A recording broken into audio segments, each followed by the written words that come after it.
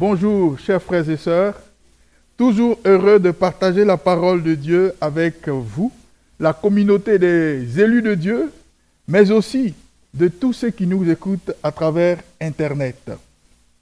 Vous savez, comme Église, comme communauté de Dieu qui veut grandir, nous aspirons à un véritable épanouissement, à une Église épanouie. Et ça prend certains facteurs importants pour aspirer, pour grandir avec Dieu. Et aujourd'hui, nous allons voir un de ces facteurs-là, à savoir fraterniser, par amour, exprimer notre expression de familiarité à travers la fraternité. Je voudrais qu'on commence par voir l'importance de la fraternité telle qu'enseignée dans la parole de Dieu. Et je voudrais nous rappeler, avant la Pâque, à ce dernier souper que le Seigneur Jésus va avoir avec ses disciples. La Bible dit, avant la fête de la Pâque, Jésus, sachant que son heure était venue de passer de ce monde au Père, et ayant aimé ceux qui lui appartenaient dans le monde, il les aima jusqu'à l'extrême. Dans d'autres versions, c'est dit, il posa une marque d'amour extrême ce jour-là. Et qu'est-ce qu'il va faire? Il va se lever de table, il va enlever sa tunique, prendre une serviette, se ceindre les reins et prendre une cuvette avec de l'eau et se mettre à laver les pieds de ses disciples, l'un après l'autre. On connaît l'histoire avec Pierre où Pierre a dit non, tu ne me laveras pas les pieds. Puis Jésus lui dit, si je ne te lave pas les pieds, tu n'auras pas de part avec moi. Alors il dit, oh Seigneur, dans ce cas, lave-moi non seulement les pieds, mais aussi la tête et tout le corps. Et Jésus va lui dire, parce que tu es déjà lavé, tu n'as besoin que de te laver les pieds. Il y a une bonne leçon à tirer là, mais on ne va pas s'accentuer là-dessus, on va continuer notre message. Le Seigneur donc, après les avoir lavé les pieds, les uns après les autres, va remettre son vêtement et puis s'asseoir pour leur expliquer maintenant ce qu'il vient de faire. Il va leur dire, ce que je viens de faire, est-ce que vous le comprenez? Je suis votre maître et votre Seigneur. C'est comme ça que vous m'appelez. Mais vous faites bien parce que je le suis effectivement, maître et Seigneur. Cependant, c'est moi qui me suis abaissé à vos pieds et qui vous ai lavé les pieds l'un après l'autre. Et il va dire, je vous ai donné un exemple pour que vous aussi, vous faites de même, que vous vous laviez les pieds les uns des autres. C'est ce jour-là qu'il va dire cette fameuse phrase qu'on aime à répéter parce que c'est bénissant pour nous. Si vous savez ces choses, vous êtes heureux pourvu que vous les mettiez en pratique. Ah bon? Donc, mettre en pratique ce lavage des pieds que Jésus vient de faire est très important. Alors, il est important pour tout chrétien de savoir c'est quoi ça signifie, le lavage des pieds que Jésus a fait aux disciples. On n'a pas besoin de chercher midi à 14h, il y en a qui l'ont interprété d'une façon que eux seuls peuvent expliquer, mais le texte parle de lui-même. Dans le texte se trouve la signification de ce lavage des pieds. Revenons à notre premier verset. Avant la fête de la Pâque, Jésus, sachant que son heure était venue de passer de ce monde au Père et ayant aimé ceux qui lui appartenaient dans le monde, les aima jusqu'à l'extrême. Ailleurs, c'est dit, posa un symbole, un acte d'amour extrême pour eux. Donc, c'est ce que ça signifie. Le lavage des pieds, c'est une expression d'amour. Voilà pourquoi Jésus dit, je vous ai donné un exemple pour que vous aussi vous fassiez de même. Donc, que vous vous aimiez les uns les autres. Remarquez qu'il ne s'agit que d'un rappel, parce qu'en réalité, il n'a fait que dire ça tout le long de son ministère. Et ici, on est à la fin de sa vie terrestre. On est presque à la fin, parce qu'on est au dernier souper, avant la dernière Pâque, où il va être crucifié. Donc, c'est comme un père qui va quitter ses enfants. À ce moment-là, il a besoin de leur dire ou de leur rappeler la leçon la plus importante, ce qui veut les laisser de plus sûr. Et ce jour-là, plutôt que de le dire théoriquement, il va le dire en le mettant en scène, en leur lavant les pieds et en leur disant, je vous ai donné un exemple. Vous aussi, faites de même. Lavez-vous les pieds les uns les autres. Il avait déjà dit, aimez-vous les uns les autres, c'est le nouveau commandement que je vous donne, n'est-ce pas? Mais ici, plutôt que de le dire en théorie, il est dit en pratique. Pour leur enseigner aussi que c'est une histoire pratique, une histoire concrète que d'aimer. Ce n'est pas juste une formule théorique, ce n'est pas juste un sentiment personnel. Il faut agir, il faut acter l'amour. Il dit, si vous dites donc vous savez ces choses, vous êtes heureux pourvu que vous les mettiez en pratique. D'ailleurs, quelques heures seulement plus tard, lorsque chemin faisant vers la croix pour la crucifixion, il va rencontrer Jean, il va rencontrer Marie, sa mère, et Jean, le disciple. Souvenez-vous ce qu'il leur a dit. Il dit à Jean, désormais, voici ta mère. Parlant de Marie, et s'adressant à Marie, il va lui dire, désormais, voici ton fils. S'adressant à Jean. Voyez-vous, désormais, maintenant qu'il n'est plus là, il va falloir accomplir l'exemple qu'il leur a montré.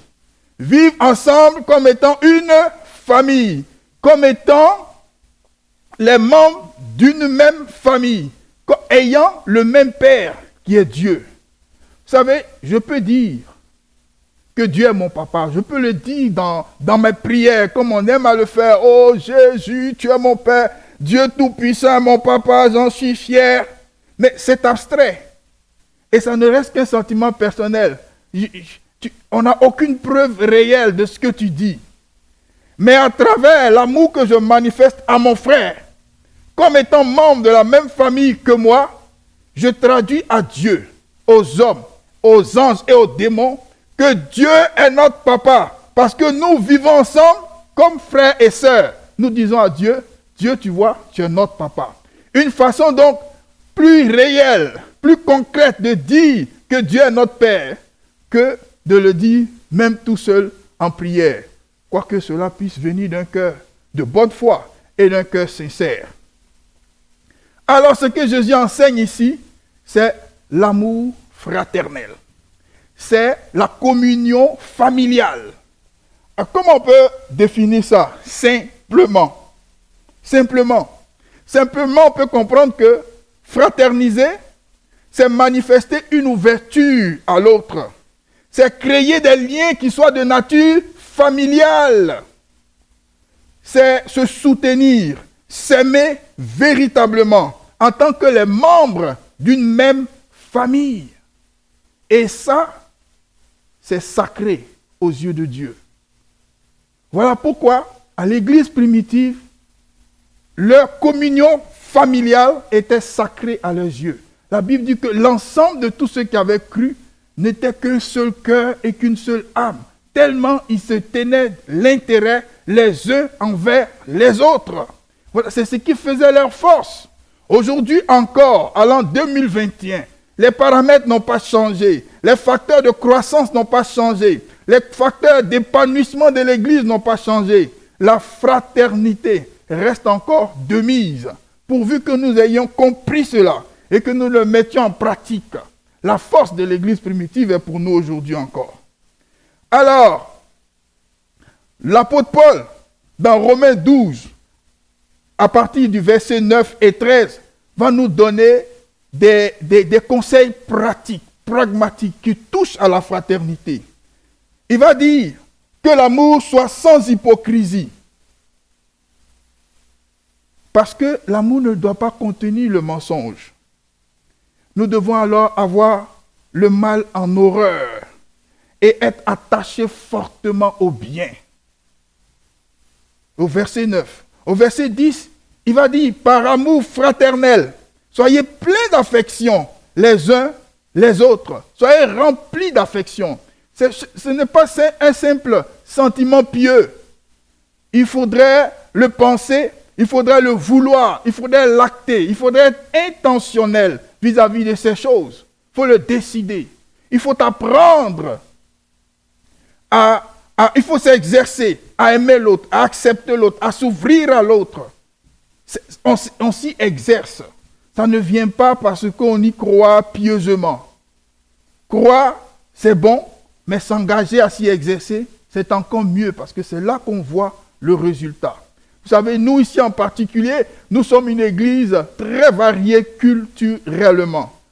Très variée en termes d'âge, très variée en termes de race, très variée en termes de conditions sociales. Mais ça me prend l'humilité de Jésus pour que je m'abaisse au même niveau que lui, pour que j'ouvre mon cœur à l'autre, pour que j'ouvre ma vie, j'ouvre mon intimité à l'autre. Voilà pourquoi il faudrait que ça soit intentionnel, pas juste une simple pensée pieuse, en attendant un ange qui va venir le réaliser. Le Saint-Esprit est déjà en nous pour le réaliser. Pourvu que nous le croyons et que nous nous y engageons, l'Esprit va le réaliser. Il va dire, ayez du zèle. Avant, il va dire donc, ayez du zèle. Mais avant de dire, ayez du zèle, au verset 10, il va dire, rivalisez d'estime réciproque. Rivalisez d'estime réciproque. Mutuellement, faites passer l'intérêt et la personne de l'autre avant vous. C'est ça que ça signifie. L'estime qu'on a pour l'autre. Et ça, c'est important. Il est en train de leur dire, entrez dans une saine compétition d'estime vis-à-vis, les uns vis-à-vis des autres. Donc, si moi, je m'engage à estimer mon frère, à lui accorder de l'intérêt plus que moi, et que lui aussi fait la même chose envers moi, mais il n'y a aucune place. Aucune place pour le mensonge, aucune place pour la tricherie, aucune place pour l'ennemi. Il n'y a aucune place pour la haine. Il n'y a aucune place pour aucun abus. Aucun abus, c'est impossible. Parce que je me fais le devoir d'aimer l'autre. D'en faire mon frère de même famille. Lui aussi, dans la même occasion, il se fait le devoir de m'aimer. Et il s'y engage de manière intentionnelle. Il n'y a pas de place pour un ennemi quelconque d'entrer au milieu de nous. Il n'y a pas de place pour une division quelconque. Donc, cette rivalité d'estime, elle consacre la fusion, elle consacre la famille, elle consacre l'intérêt que nous avons les uns pour les autres et la présence même de l'Esprit au milieu de nous. Soyez fervents d'esprit et servez le Seigneur. Ça parle d'être ardent dans la vie, de garder une certaine ardeur, d'éviter les hésitations multiples et de s'engager, d'être bouillant pour le Seigneur et d'être des bons serviteurs aussi pour Dieu. Nous devons nous réjouir en espérance, dans l'espérance de ce qui nous attend, de la gloire qui nous attend. Notre vie doit être une vie de réjouissance. Et s'il nous arrive des difficultés, dans les difficultés, nous devons apprendre à être endurants avec le soutien les uns des autres. Nous devons donc aussi soutenir les autres qui sont dans le besoin. Nous devons être solidaires, toujours prêts à pratiquer l'hospitalité. La prière doit être persévérante et fervente. Donc, dans ce chapitre 12, 9 jusqu'à 13 et au-delà, l'apôtre va nous donner ces conseils pratiques dont nous avons besoin. En Éphésiens également, on va le voir. En toute humilité et douceur, avec patience, supportez-vous les uns les autres. Efforcez-vous de conserver l'unité de l'esprit par le lien de la paix. Soyez bons et pleins de compassion les uns envers les autres. Pardonnez-vous réciproquement. Oh, il peut arriver que des frustrations se manifestent. Nous devons avoir le bénéfice d'accorder à l'autre le pardon mutuel pour garder l'unité.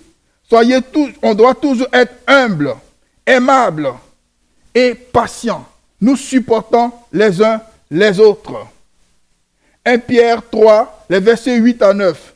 Enfin, ayez tous la même pensée et les mêmes sentiments. Soyez pleins d'amour fraternel, de compassion, de bienveillance. Ne rendez pas le mal pour le mal et l'insulte pour l'insulte. C'est notre part de nous engager réellement à nous aimer véritablement. C'est notre bénéfice en tant qu'enfant de Dieu d'être intentionnel vis-à-vis de ces choses. Le faisant, nous gardons une église unie, une église qui soit la famille de Dieu, une église qui soit épanouie à cause de l'amour qui y règne. Je vais conclure par là et pour dire que nous avons besoin, l'église a besoin de prier dans cet élan. L'église a besoin de relations qui soient authentiques, de santé qui soit relationnelle, de communication saine et de résolution de conflits pour pouvoir grandir dans cet élan de fraternité. Nous allons prier tout à l'heure à l'occasion de la réunion sur le Zoom. Nous allons pouvoir prier dans ce sens. Nous allons pouvoir invoquer la grâce de Dieu et l'Esprit pour nous aider à entrer dans le créneau de l'amour, qui est notre part en tant qu'enfant de Dieu. Je vous y invite donc pour continuer d'en débattre et surtout continuer d'en prier. Que le Seigneur vous bénisse abondamment et à la prochaine.